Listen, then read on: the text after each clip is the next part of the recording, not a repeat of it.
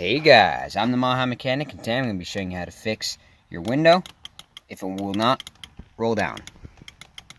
Now, I have since fixed this issue, but this window did not roll down before.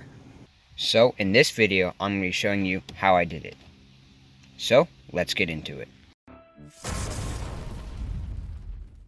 So, I did some research online to see what would be wrong with my window, and I've ordered a couple parts, a new switch and a new motor for the window, and I replaced the switch to see if that was the problem and the window still wouldn't roll up or down, and I plugged in the motor to see if it would roll up or down, and it didn't roll down. It would roll up, but it wouldn't roll down. So here's the problem that we were having. You see this auto right here? That's a one touch down where you can hear there's one click and then two clicks. That's the GEM module or the GEM module that activates the window so that it can roll all the way down without you having to hold the button. Well, that thing in this truck was bad. So when you would click it, it wouldn't want to go down because no power would be coming from the GEM module to move the window down. So basically, when you click this switch, it sends power to the GEM module, and then the GEM module sends power to the motor. When you click the up switch, it just goes straight to the motor because there's no auto up. There's only an auto down with that two clicks right there. So what the GEM module was bad, and it wasn't sending power to the motor to move it down. Even though the window was up, I could still hear when I clicked the up arrow that the motor was actually turning on and trying to go up, even though it was already up. But when I was clicking the down one, you couldn't hear anything. So I knew that there was something up with the down function of the window. So I figured out that it was a wiring issue, and since none of these worked. And after some research, I figured out that it was the GEM module. So I'm going to show you how to bypass the GEM module in this 1998 Ford F-150. You want to first start off by taking off the door panel to grant you access to all of the internals of the window. By removing this switch panel right here, there's no screws to this, it just pops right off. Just like this. Wiggle it until it comes off, just like that. Then you're going to want to unplug all of these so that when you take the door panel off, you can remove the door panel and not have it being stuck on wires and stuff. And I have found that removing these ones is kind of hard because they get stuck, but there's a little gap. I'll show you on this one. There's a little gap between the bottom of the connector and the actual switch panel itself, and if you can't get it up, you just want to pop that thing up and get your screwdriver up underneath there and just pry up, and it'll pop it right out just like that. So I'm going to do that to this one to get it out because this one's not coming out. Just like this. And if it still doesn't want to come out, like this one's not going to, you can always just remove the whole switch by itself. There are 4 clips on each corner. There's those 2 up. And one more. There you go. So that's also how you take the switches out. Anyway, this one I've not been able to get out, so that's what I've been doing. It's just removing the whole switch, the lock and unlock switch. There's only 2 clips for this one, so removing it is pretty easy.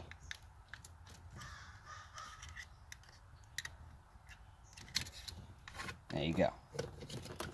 Now this one's easy to unplug, just like that. And then you can set this aside and don't lose it. Now, if we come over here, on the side of the door right here, you can see this trim panel. There's actually a screw right underneath here that's keeping the door panel on. So we need to remove this trim panel to get to that screw. So, just pry it off, just like this. And there you go. It's only two clips, one down here and one up here. So you're just able to pull that out. There's also a trim panel over here in the corner. Let's see if I can do this one-handed. There you go, just like that. This one only has one clip, like there. And here is where your screws are supposed to be. Now, I don't know why, but this one doesn't have any screws. When I opened it up, the screws weren't there. But you still need to remove those panels to get to the screws and to be able to lift the door panel off. Now, you do have another screw under this little plastic cover here. It's actually a 7mm bolt. It holds the door handle on, and you can't, if you see here, the door handle is actually blocking it, so you can't lift the door panel off. So we're gonna have to remove the door handle. You don't have to remove the bolt all the way. See, there's the little bolt in there. You don't have to remove it all the way, just enough to get the handle undone from the mechanism back there, so that you don't have to disassemble the whole handle and have to put it back in. So you're going to want to pop off this little plastic cover by getting a screwdriver under there, and then it should just pop out like that. And now you see in there's the bolt that we need to remove. So grab your 8mm and extension and start loosening this bolt. You should see the handle wobble a little bit. That's how you know when you can stop turning it.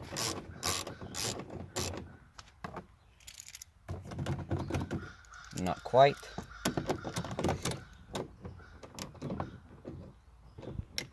There you go.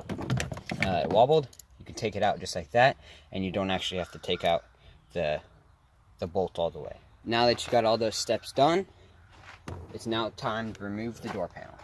So just lift up on the door panel, just like that.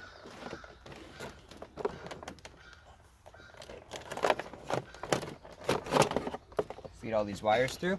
Now there's also a wire for the inside little light for the door that you're going to want to remove, just like that. And now you can set your door panel here aside. Now you're going to want to peel back this little this dust cover here, but you can't do that because this speaker is on top of it, so you're gonna have to remove this speaker first, and then you can remove this cover. Now these are 7/32 bolts, which is kind of odd, but I'm just gonna remove all 4 of them. So once you got the speaker undone, you can remove it from this little hole right there, and then remove the clip. There you go. Set this aside. Now that you got that removed, you can then peel back the little dust cover here. I set it right there so you can have access to this bunch of wires down here. Now you can see here, this is our motor, our connector for our motor right here, and this just slides up and out of a little clamp that's behind there. That's what's keeping it in place right now. But you can also see there's a whole bunch of electrical tape here, and that's because I actually did work on bypassing the GEM module, or the GEM module.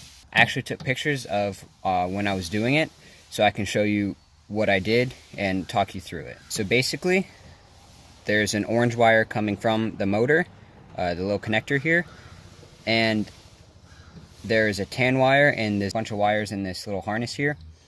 There's a tan and blue stripe with, it's a tan wire with a blue stripe.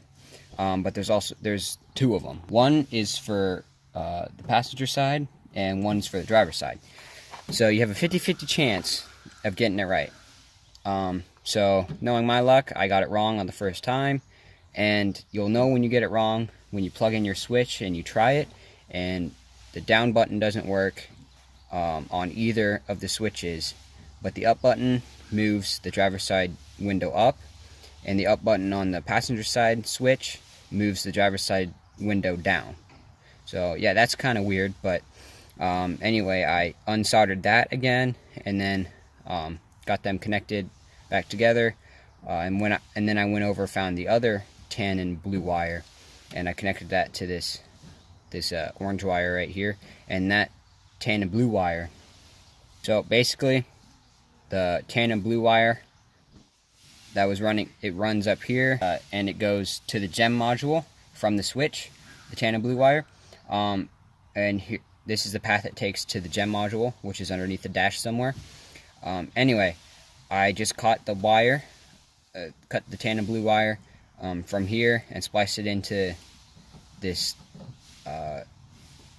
orange and white wire, just so that the signal wouldn't have to travel to the gem module. It could just go straight to the motor.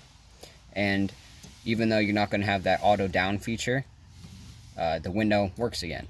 So now that we got that done and everything's properly wrapped up so that no wire is going to touch the frame and short anything out, we can start reassembling our door panel here. Start with moving back the dust guard here. It should stick back on.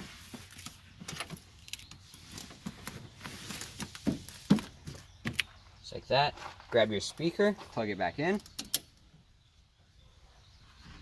set it where it's supposed to go. Now you can reattach the speaker. Don't over tighten it because this is plastic. Now we can put on the door panel again and reconnect all our switches. So if we look at the door panel, it's got all of these little hooks, and those are going to feed through all of these little holes. As you can see right here, all these little hooks are going to go through those holes. Don't forget to plug in your little light. There you go. Fish the wires back through the door.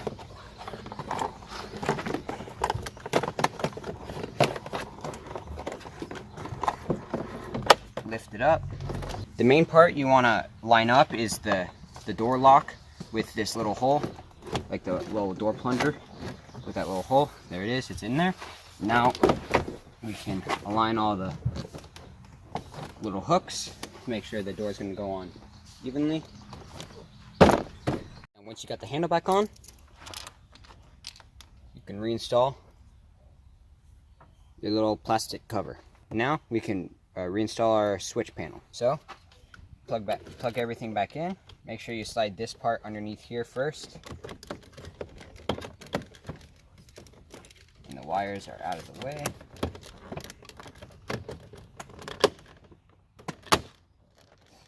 And there you go, now it's back in. Now, if you did have the bolts up here and over there, you'd put those in, but since we don't, you can reinstall your little trim pieces, just like the way they came out. Just like that, they pop right back in. And then this long one, just making sure that the side that slopes down is always facing towards the window on this one, and the side that turns on that one is facing the door jamb area. So just line up the little clips.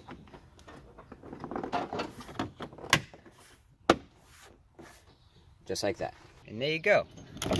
Now you got a properly functioning window.